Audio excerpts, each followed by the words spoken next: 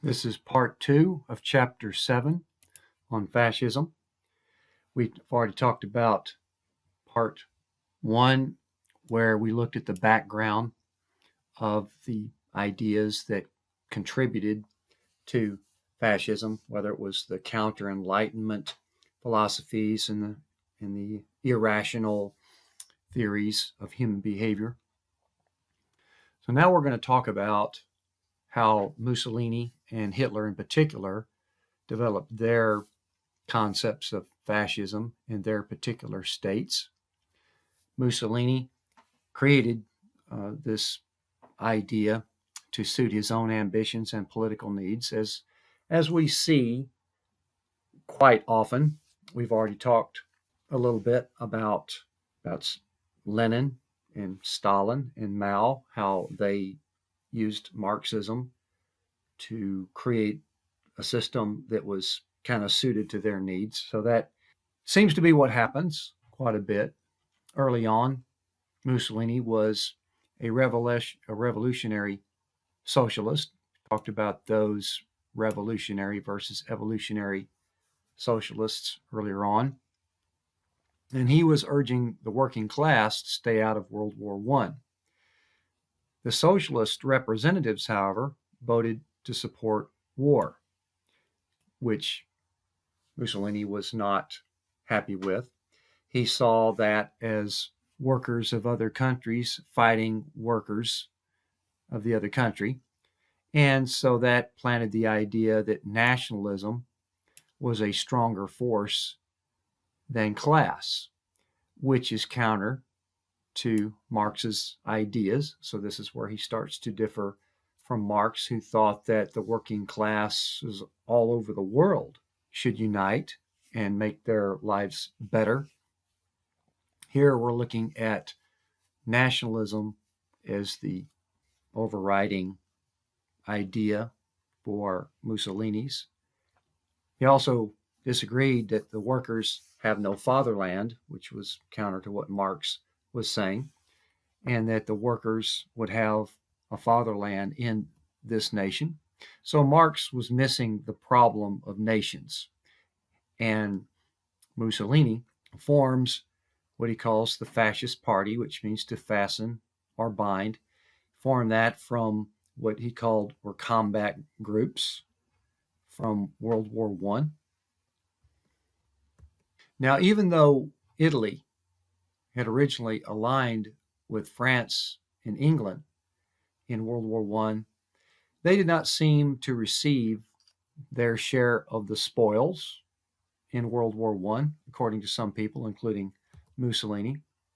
So his fascist party were ready to use violence to kind of settle this debate and use this idea of nationalism, which we had talked about in the previous lecture, how nationalism was part of this growing philosophy that led to certain types of fascism. So Italy could be returned to glory through this. And the concepts of liberalism and socialism are obstacles to do this. Liberalism looking at individual freedoms and property rights, socialism looking at humans being equal. So therefore, national unity is first and forever. Now, Il Duce, that was his nickname, which translates as the leader. He marched on Rome in 1922 with his fascist group. The king apparently overestimated their power, and he invited Mussolini as the new prime minister, who then immediately entrenches power. And if this sounds familiar, this is what happens similarly with Hitler later on. And this gives you an idea of Mussolini's frame of mind as far as aggression being a norm. He's saying that war is to the male as childbearing is to the female.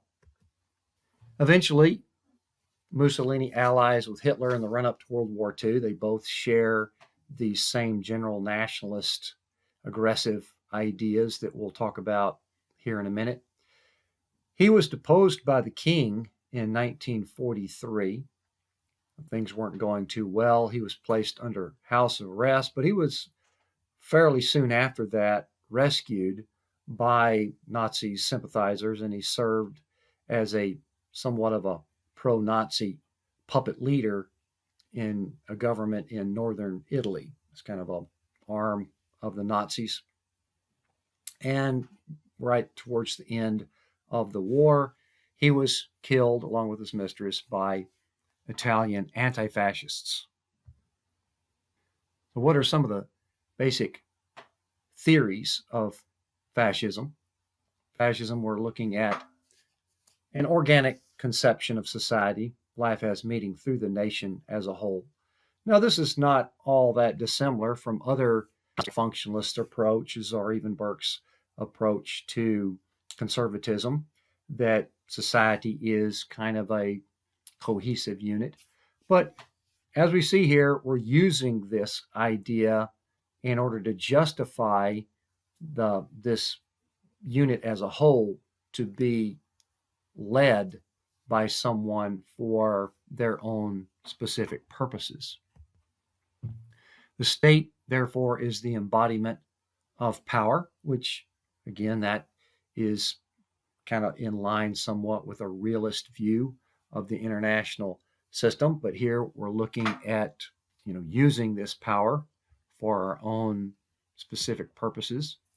And one of the major distinctions with fascism is about that freedom is not a freedom for the individual or even for groups, but we're talking about freedom of the nation as a whole. So therefore, everybody pretty much has to come together as a cohesive unit to enjoy that freedom, which might require some authoritarian leadership to ensure that. So there you can kind of see where some of the problems are going to start happening. And the idea of these freedom of speech, freedom of assembly, Mussolini, the fascist theory, kind of thinks of these as somewhat useless liberties when you could be serving the state instead. And this is a quote from Mussolini's work in The Reader there, that fascism is an organized, centralized, authoritarian democracy. So that's kind of an oxymoron. But some other excerpts here from Mussolini's work. Well, here's a section from the Reader. Fascism denies that the majority can rule human societies or that it can govern by means of periodical consultation. It affirms the irremediable inequality of men who cannot be leveled by such a mechanical and extrinsic fact as universal suffrage. So what we're saying here, and obviously in many societies we agree that inequality is somewhat normal, but here we're saying in order to justify, Mussolini's justifying this fascist system, is that since it's impossible for humans to be equal and that majority rule doesn't really mean anything and that voting cannot really solve this problem, well, what we need then is a nation that is forged together as a whole. And of course, then you would have to abide by whoever the leader is. Now, the fascist idea also is very much driven by this aggressive instinct that glory is achieved through military conquest, and that the leaders, the elite that put themselves in that position through propaganda, they're going to guide these emotions and instincts. As we talked about in the previous lecture, since humans are driven by their emotions and instincts, well, certain leaders would then exploit that or take advantage of that and use propaganda to mold everybody into what they want them to be and what they want them to think, and guide them into this same common glorified pursuit. Private property is therefore then put to public use, since individual freedoms such as property rights are not useful in this type of system. However, what we see is with any authoritarian system that claims to have the best interests at heart, or trying to perhaps rule in the public interest, such as communism, we see that the insiders typically start consolidating power because they can, because they're in that position. And here, not much difference here. The fascist insiders would then facilitate bribes and then start to do as they please, which one of many factors that leads to the demise of these types of systems. Now let's talk about Hitler's version of fascism, which he then crafted into what is called Nazism. Looking back, we see that Hitler fought in World War I for Germany, won the Iron Cross for bravery twice. He felt that Germans' surrender was unnecessary and felt betrayed by German politicians. Interestingly enough, this is at least the third leader that was disillusioned by World War I. We also saw how Lenin was not happy with the outcome of World War I, started his system. We just talked about Mussolini, not happy with World War I.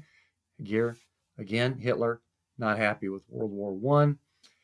So he joins a group that soon becomes what is called the National Socialist German Workers' Party. Fairly quickly takes control of that. He attempts a coup in Bavaria in 1923, and he was sentenced to 5 years for treason. He ended up serving 9 months, but this is where he wrote his definitive work that shaped his philosophy, which would then guide him into achieving his goals down the road, as disastrous as they were. We'll look at some excerpts from Mein Kampf here in a minute. But he did have a lot of ideas that drove him. One, of course, was the leadership principle. Again, capitalizing on this idea that society is driven by its emotions and instincts. Well, then the masses are going to love a dominant commander, which then he could fill that role. And he did seem to be very preoccupied with masculinity and some of the masculine concepts of conflict and territoriality and aggression that seemed to drive him in his quest for power. In 1933, the Nazis had amassed enough popularity because of the economy of Germany, because of the problems that they had since World War I. A lot of people were dissatisfied with the former powerful Germany, and the role that they'd been relegated to after World War I. And there was a lot of people that were willing to jump on this Nazi party's platform of trying to restore Germany's power. And so the Reichstag, which is their version of the parliament, Nazis were the largest party by then. Because of the fact that they are the largest party, just like in any parliamentary system, the leader of the majority party is typically the prime minister. So in this case, there was a little bit more maneuvering going on here in this case, but nevertheless, Hitler got appointed chancellor, and similar to what Mussolini had done earlier, he moves quickly to consolidate his power and starts transitioning to a dictatorship fairly quickly. And of course, his goals of returning Germany to glory did appeal to a lot of people, and so he maintained a certain amount of popularity while he was doing this. Goal, of course, was to create the Third Reich, or the Third Empire, because of the previous empires that Germany had.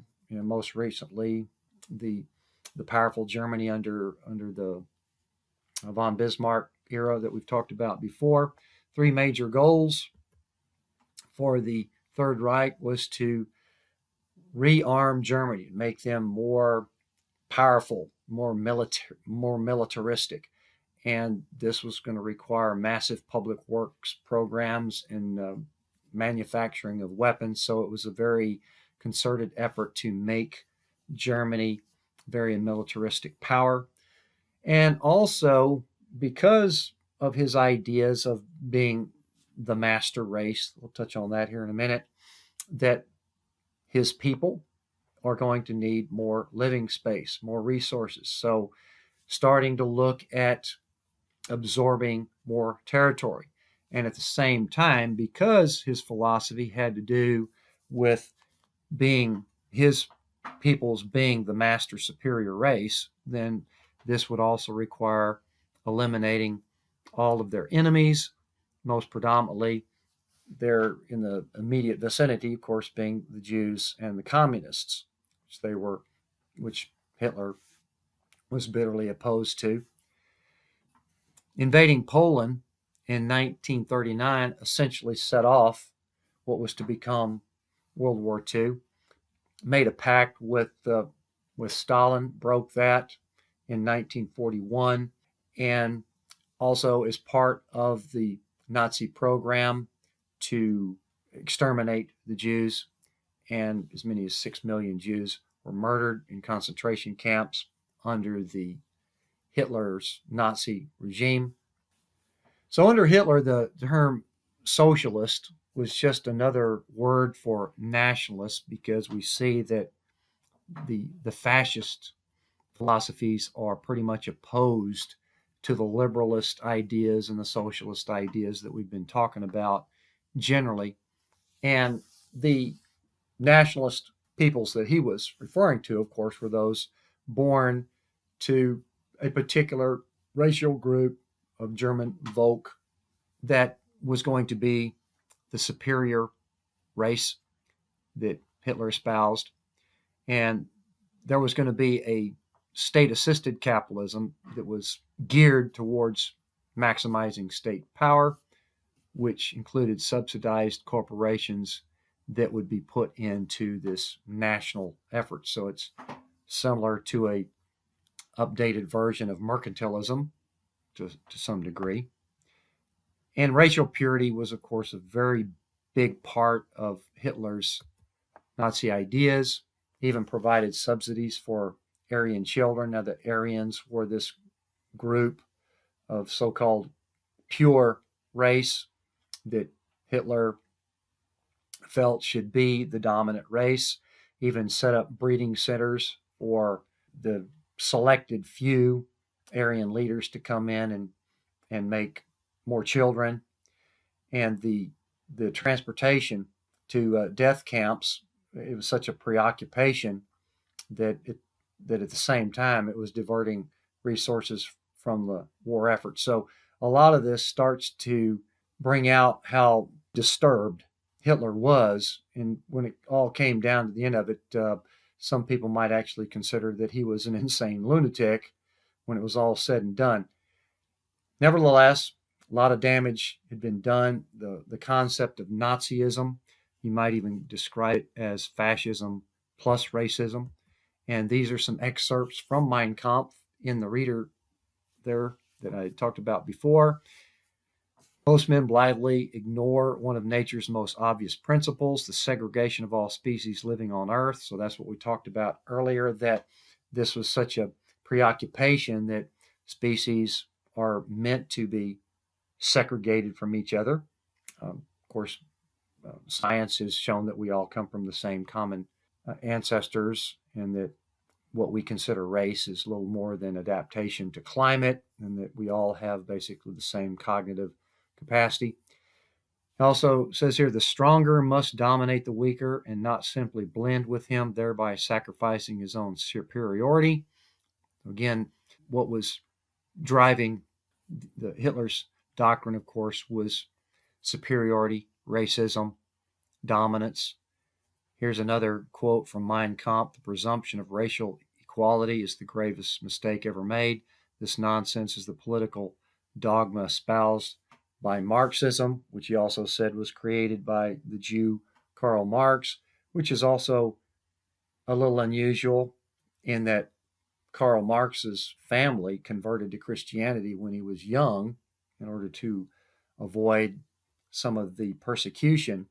And Marx did not really write much at all from a Jewish perspective, and kind of talked about, regardless of what religion you were, we had to be careful about that, keeping us from focusing on the real problems of inequality, stuff like that. So that also kind of shows you how misinformed or just incredibly biased Hitler was in his writings to come up with these ideas.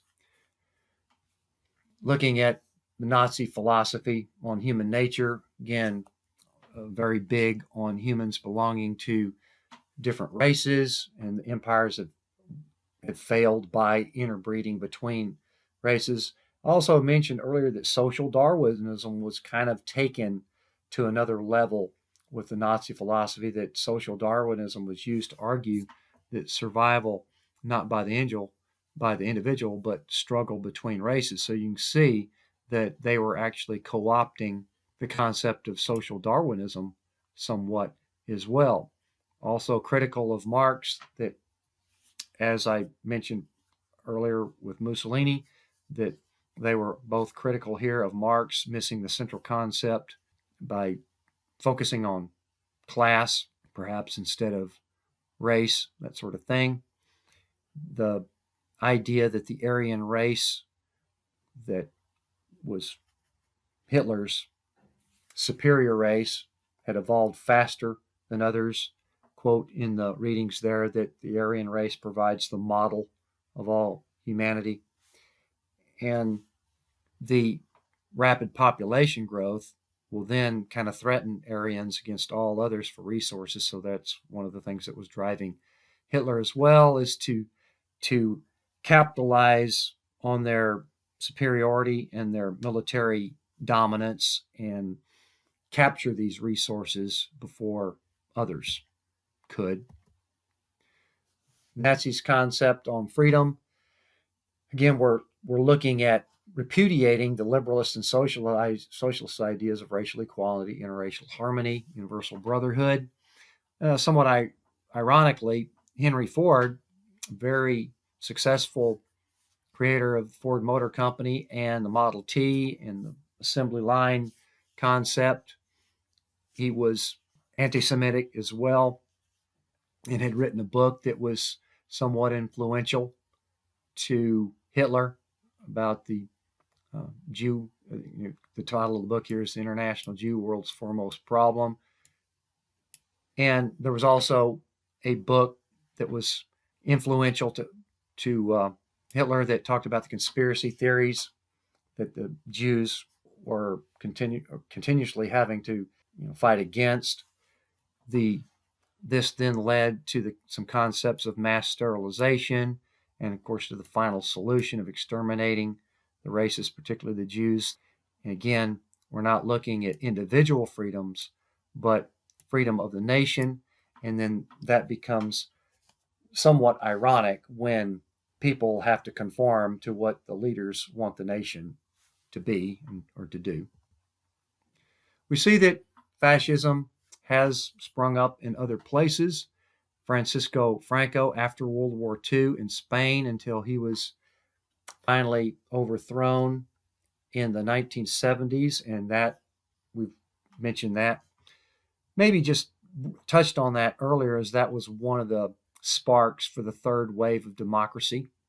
And in Argentina, Juan Perón in the 1950s, the fascist system. The South Africa's apartheid system, apartheid, which is a word for apartness, was also had fascist overtones to it, where the Afrikaners were the white descendants of Dutch and German colonists, and fairly small percentage of the population controlled the African population. They also justified it as the Afrikaners being chosen by God, and that these racial differences are fixed. So we see There's some similarities there with Hitler's ideas of racial divisions. We also see that some other fascist examples was Saddam Hussein's ruling of Iraq affiliates with the Ba'ath Party and looking at a goal of an Arab nation, and then uses these ideas for totalitarian control. Those ideas were part of what influenced particularly after 9/11, that Saddam Hussein was a bad actor out there in the world and deserving of being toppled. Other problems did come out of that, but that he was, I don't think there was a whole lot of argument that he was a fairly ruthless totalitarian dictator. Now, what we'll say for a little bit later there is the fascist influences on white supremacy and hate groups. I want to kind of separate that into another lecture later on. So this is the wrap up of the chapter on fascism. So stay tuned for discussion forum. Respond to that following this lecture.